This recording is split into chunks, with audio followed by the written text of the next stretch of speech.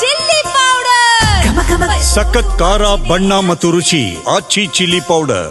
ಶವಗಳನ್ನು ಹೂತಿಟ್ಟಿರುವ ಆರೋಪದ ಪ್ರಕರಣ ಅನೇಕ ತಿರುವುಗಳನ್ನು ಪಡೆದುಕೊಂಡು ಹೋಗ್ತಾ ಇದೆ. ಇದೀಗ SIT ವಿರುದ್ಧವೇ ಯಾವ ತನಿಖೆಗಾಗಿ SIT ರಚನೆಯಾಗಿತ್ತೋ ಅದೇ SIT ವಿರುದ್ಧವೇ ಆರೋಪಗಳು ಕೇಳಿ ಬಂದಿದ್ದಾವೆ. SIT ಅಧಿಕಾರಿಗಳು ನನಗೆ ದೈಹಿಕವಾಗಿ ಹಲ್ಲೆ ಮಾಡಿದ್ದಾರೆ ಅಂತ ಹೇಳಿ ದೂರು ನೀಡಿದ್ದಾರೆ ಟಿ ಜಯಂತ್. ಬೆಳ್ತಂಗಡಿ ಠಾಣೆಯಲ್ಲಿ ದೂರು ನೀಡಿದ್ದಾರೆ ಟಿ ಜಯಂತ್. SIT ಅಧಿಕಾರಿಗಳಾದ Jitendra ದಯಾಮ, SP Simon, DYSP RG Manjunath ವಿರುದ್ಧ ದೂರು ದಾಖಲಾಗಿದೆ. ಪ್ರಮುಖವಾದ ಆರೋಪ ಅಂತ ಹೇಳಿದ್ರೆ SIT ರಚನೆಯಾದ ನಂತರದಲ್ಲಿ ಅನೇಕರನ್ನ ವಿಚಾರಣೆ ಕರೆದಿದ್ದಾರೆ, ಅನೇಕರನ್ನ ತನಿಖೆಗೆ ಒಳಪಡಿಸಿದ್ದಾರೆ. ಅದೇ ರೀತಿಯಲ್ಲಿ ದೂರುದಾರ ಟಿ ಜಯಂತ್ ಕೂಡ ಒಬ್ಬರು.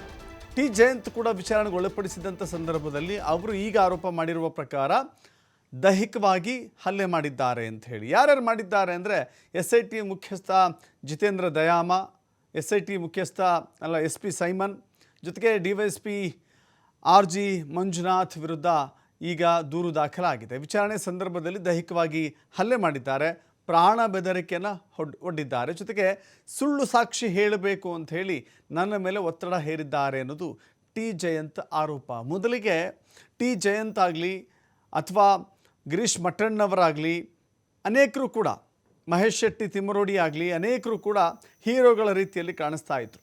ಈ ಪ್ರಕರಣ ಖಂಡಿತವಾಗಿ ಆಚೆ ಬರುತ್ತೆ, ಧರ್ಮಸ್ಥಳದ ವಿರುದ್ಧದ ಪ್ರಕರಣದಲ್ಲಿ ಇವರು ಹೀರೋಗಳಾಗ್ತಾರೆ ಅನ್ನೋ ರೀತಿಯಲ್ಲಿ ಬಿಂಬಿಸಲಾಗ್ತಾ ಇತ್ತು. ಹೋಗ್ತಾ ಹೋಗ್ತಾ ಹೋಗ್ತಾ ತನಿಖೆ ತೀವ್ರಗೊಳ್ತಾ ಹೋದಂತೆಲ್ಲ ದೂರುದಾರ ಚಿನ್ನಯ್ಯ ಆರೋಪಿಯಾಗಿ ಈಗ ಜೈಲು ಸೇರಿದ್ದಾನೆ. ಆತ ಜೈಲಿನಲ್ಲಿದ್ದಾನೆ, ಈಗಲೂ ಕೂಡ ಜೈಲಿನ ಕಂಬಿಗಳನ್ನು ಎಣಿಸ್ತಾ ಇದ್ದಾನೆ.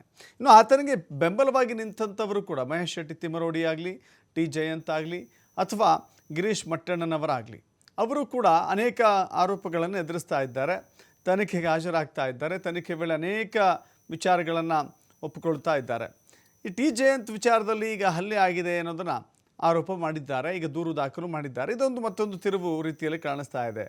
ಮತ್ತಷ್ಟು ಮಾಹಿತಿ ನಮ್ಮ ಪ್ರತಿನಿಧಿ ಆದಿತ್ಯ ನೀಡ್ತಾರೆ. ಆದಿತ್ಯ, ಗಮನಿಸ್ತಾ ಇದ್ದೀವಿ ಟಿ ಜಯಂತ್ ಈಗ ಆರೋಪ ಮಾಡಿದ್ದಾರೆ, ಯಾವಾಗ ಹಲ್ಲೆ ಆಗಿದೆಯಂತೆ, ಜೊತೆಗೆ ಹಲ್ಲೆ ಆದ ತತ್ಕ್ಷಣ ಯಾಕೆ ದೂರು ಕೊಡಲಿಲ್ಲ, ಇಲ್ಲಿವರೆಗೂ ವೆಯ್ಟ್ ಮಾಡಿ, ಯಾಕಂತ ಹೇಳಿದ್ರೆ ಅದು ಎಲ್ಲಿಗೋ ತನ್ನ ಕುತ್ತಿಗೆಗೆ ಸುತ್ತಿಕೊಳ್ಳುತ್ತೆ, ತನಗೆ ತಾನೇ ಸುತ್ತಿಕೊಳ್ಳುತ್ತೆ ಅನ್ನುವ ಕಾರಣಕ್ಕಾಗಿ ಈಗ ಈ ದೂರು ನೀಡುವಂಥ ಸಂದರ್ಭ ಸನ್ನಿವೇಶವನ್ನು ಸೃಷ್ಟಿ ಮಾಡಲಾಯ್ತಾ ಅಥವಾ ನಿಜಕ್ಕೂ ಕೂಡ ಅಲ್ಲಿ ಹಲ್ಲೆ ನಡೆದಿರಬಹುದಾದ ಸಾಧ್ಯತೆಗಳುಂಟಾ? ದಶರಥ್, ಹೌದು.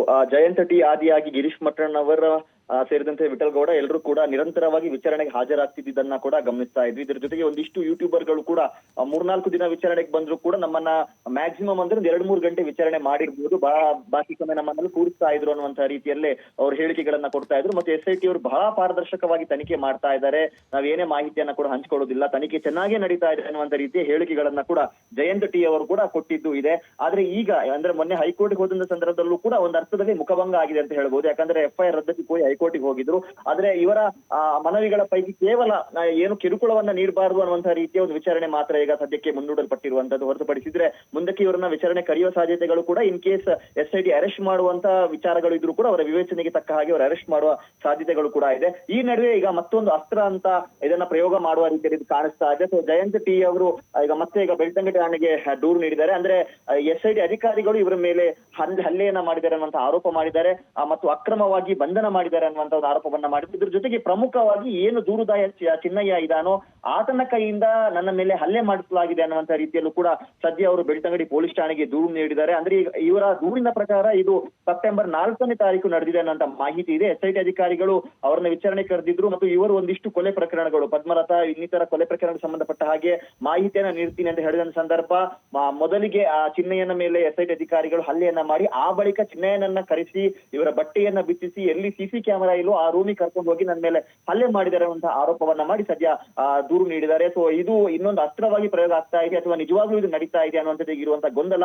ಯಾಕಂದ್ರೆ ಈ ಹಿಂದೆನೆ ದೂರುದಾರರು ಬಹಳ ಪಾರದರ್ಶಕವಾಗಿ SIT ತನಿಖೆ ನಡೀತಾ ಇದೆ, ಚೆನ್ನಾಗೇ ಮಾಡ್ತಾ ಇದ್ದಾರೆ ಅನ್ನುವಂತ ವಿಚಾರಗಳನ್ನ ಕಡೆಯ ದಿನದವರೆಗೂ ಕೂಡ ಹೇಳಿ ಈಗ ಈ ತರ ದೂರು ನೀಡಿರೋದು ಅನೇಕ ಅನುಮಾನಗಳಿಗೆ ಗೊಂದಲಗಳಿಗೆ ಕೂಡ ಕಾರಣವಾಗಿದೆ. Dasharath, thank you Aditya.